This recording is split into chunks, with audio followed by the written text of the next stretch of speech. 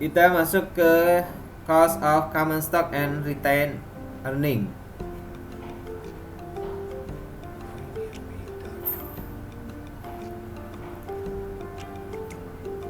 Cost of common stock atau biaya modal saham biasa ini lebih sulit untuk dihitung. Kenapa? Karena yang pertama adalah berbeda dengan bond atau hutang, nilainya adalah tidak tetap. Yang kedua adalah tidak semua laba perusahaan itu dibagikan. Perusahaan tidak ada kewajiban harus membayarkan dividen. Sumber dari common stock itu ada beberapa. Yang pertama adalah retained earning atau laba ditahan. Nah, kalau laba ditahan ini sifatnya adalah tidak ada biaya flotation. Yang kedua adalah common stock. Ya. Di common stock ini kalau perusahaan mengeluarkan saham baru, maka akan ada namanya biaya floating atau flotation cost.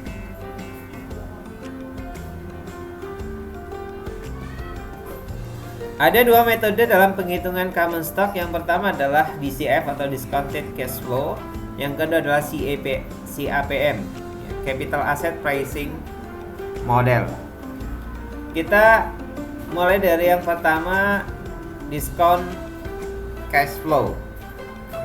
Dia modal yang didasarkan pada dividend yield, yaitu besarnya dividen dibanding dengan harga sahamnya, ditambah dengan potensi pertumbuhan dividen atau growth.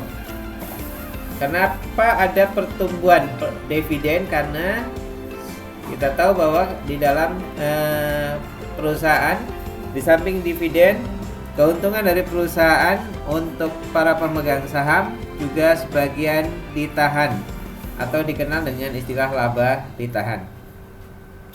Formulanya adalah seperti ini, di mana KE adalah cost of common stock, kemudian D1 adalah dividen yang dibayarkan pada akhir tahun ke-1, kemudian P adalah price atau harga pasar saham, dan G adalah pertumbuhan dividen atau growth rate.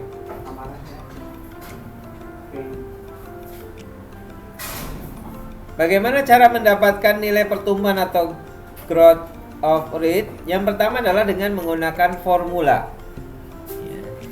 di mana G sama dengan 1 min DPR kali ROE, di mana G adalah pertumbuhan dividennya.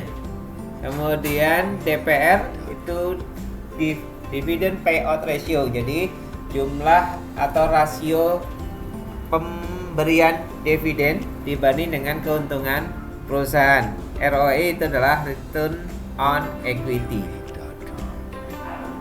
Persamaan di atas mengatakan bahwa tingkat pertumbuhan merupakan fungsi dari pembayaran dividen dan return on equity. Jika perusahaan membayarkan dividen lebih kecil, yang berarti adalah menanamkan sebagian besar labanya kembali ke perusahaan, maka tingkat pertumbuhan dividennya diharapkan menjadi lebih tinggi. Karena apa? Karena keuntungan disimpan di dalam laba ditahan, sehingga perusahaan akan tumbuh lebih cepat atau lebih tinggi dibanding ketiga dividennya dibagikan dalam porsi yang besar kepada para pemegang saham. Yang kedua, cara mendapatkan nilai pertumbuhan adalah dengan data historis dari pembayaran dividen. Penggunaan data historis mempunyai asumsi bahwa pola di masa lalu akan sama dengan pola di masa mendatang. Atau dikatakan bahwa polanya adalah konstan. Contohnya misalnya, sebuah perusahaan membagikan dividen per sahamnya sebagai berikut, ya. Di tahun pertama 500, tahun kedua 500, tahun ketiga dan seterusnya. Ya. Kemudian pertumbuhan per tahunnya adalah begitu. Tahun pertama kita anggap karena nggak ada pembandingnya adalah strip. Kemudian tahun kedua ini adalah dividen tahun kedua dikurangi dengan dividen tahun pertama dibagi dividen tahun pertama. Di sini tidak ada pertumbuhan karena masih sama, di tahun kedua adalah 500. Kemudian dari tahun kedua ke tahun 3 ada tumbuh Rp50 ya, atau sama dengan 10% ya. Jadi 550 dikurangi 500 ya. Ini 550 dikurangi 500 dibagi 500, ini 10%-nya. Kemudian di tahun keempat tidak ada pertumbuhan, di tahun kelima ada pertumbuhan sebanyak Rp50 per sahamnya. Tapi kenapa pertumbuhannya 9,09? Karena rumusnya adalah 600 dikurangi 550 ya, dibagi dengan 550. Kemudian rata-rata pertumbuhan dividennya bisa dihitung dari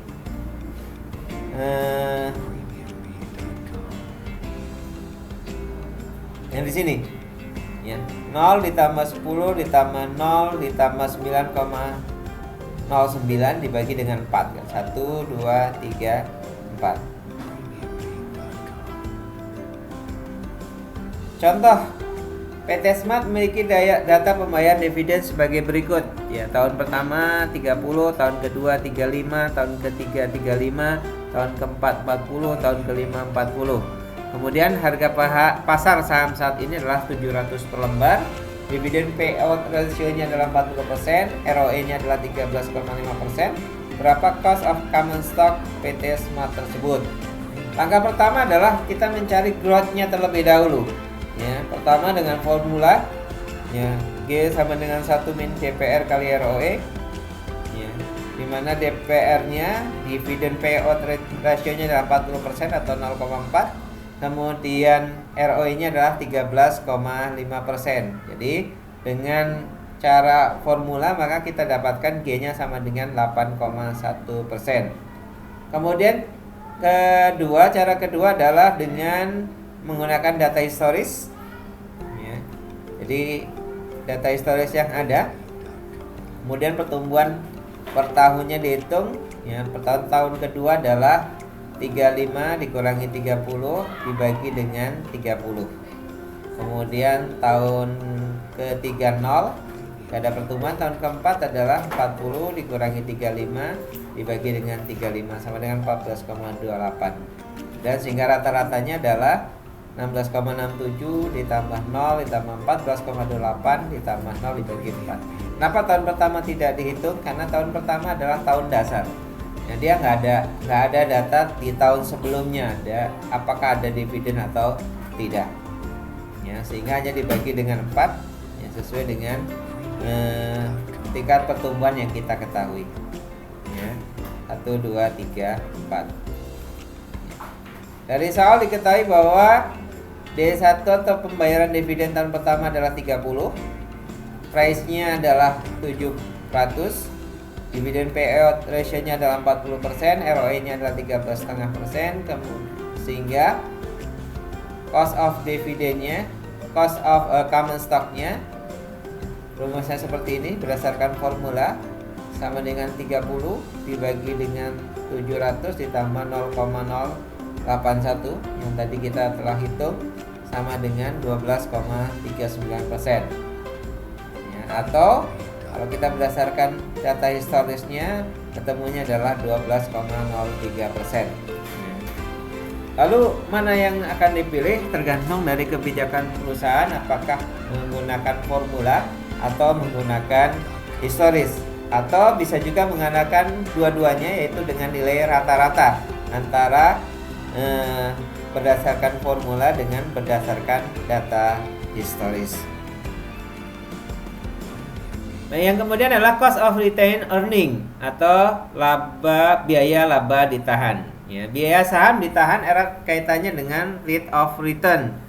Ya, dan laba ditahan pada hakikatnya adalah bagian para pemegang saham biasa, sehingga secara sederhana besarnya cost of retained earning adalah sama dengan biaya saham biasa atau cost of common stock, KR sama dengan KE.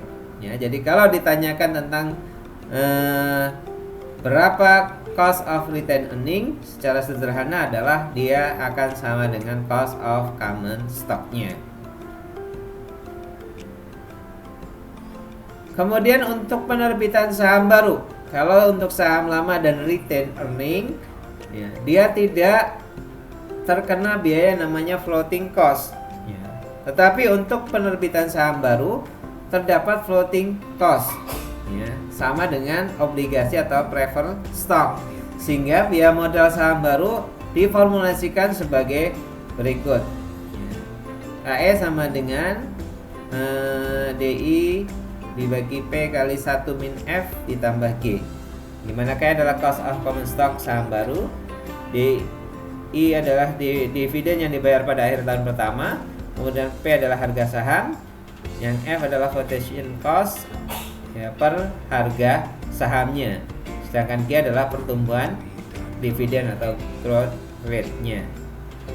Contoh biaya modal saham baru, misalnya untuk membuka cabang baru di Surabaya, PT Smart memerlukan tambahan dana modal yang direncanakan berasal dari emisi atau penjualan saham baru.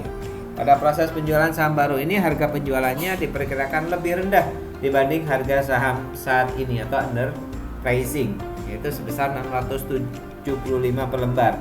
Sementara biaya underwriting-nya sebesar 10 lembar. Hitung cost of capital dari penerbitan saham baru tersebut. Ya. Floating cost sama dengan underwriting cost plus underwriting cost dibagi harga saham. Ya. Kita tahu dari contoh sebelumnya bahwa harga saham PT Smart adalah 700. Ya. Kemudian ternyata dijual 675.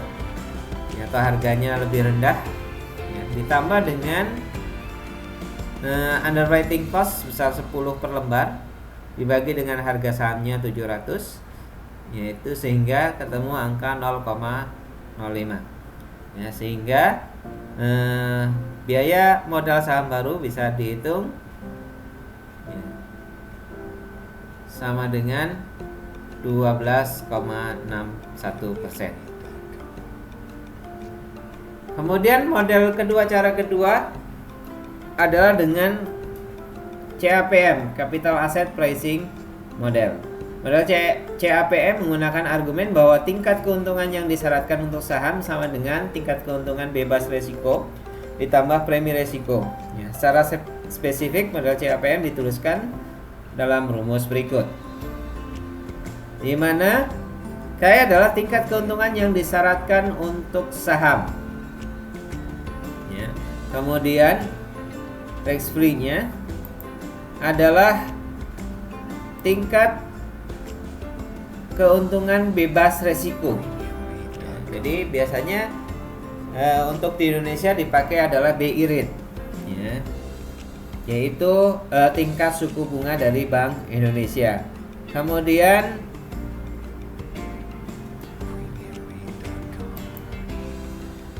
B-nya adalah atau betanya adalah risiko sistematis. Ya, biasanya diketahui dari saham, beta sahamnya. Kemudian RM adalah tingkat keuntungan pasar. Di Indonesia biasanya menggunakan indeks harga saham gabungan atau IHSG. Contoh penghitungan CAPM, jika diketahui bahwa tingkat keuntungan bebas risiko tax free adalah 5,5%, resiko sistematisnya adalah 1,2, dan tingkat keuntungan pasar atau risk marketnya adalah 12%. Berapa cost of common stock-nya? Ya, maka dengan rumus seperti ini ya, didapatkan nilai bahwa cost of common stock-nya dengan metode CAPM adalah 13,33%.